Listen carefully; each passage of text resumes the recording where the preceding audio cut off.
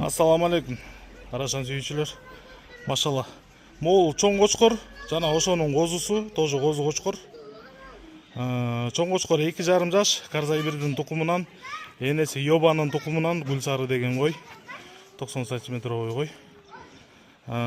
Бул козу болсо 3,5 айлык козу, кулагы 19, боюн ченеген жокпуз тукандар. Бою где-то 1,65 тегереги. Кочкордун параметри бою 96-97, кулак 20, 6 тиш, куйрук разрез. Рабочий состоянияда маткалар менен жүрөт, откормленный эмес. Козуну мыкты берет, мына көрдүңүздөр, пробниги турат могу жерде. Ал эми эки тең сатыкка негизич, жалпы этегинен эки тең сатыкка. Бул кочкордун бериле турган баасы 100 000 сом дейт. Байланыш номери 0221 кандай эле? 81 42 75 Карабалта Панфиловка айылында. Бул козу кочкорду $500 сурап жатыптыр. Ошондо 45 000 да курска чакканда.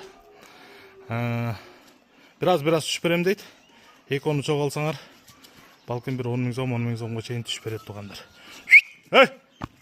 Кел. Карабалта Панфиловка айылында туугандар. Кичинекей козу $500, чоң кочкор 100 000 сом болот экен. Кочкордун узундугу да жакшы, косяктары жакшы, свет жакшы. Энеси Гүлсары деген Йобанов внучкасы, светлый кой энеси.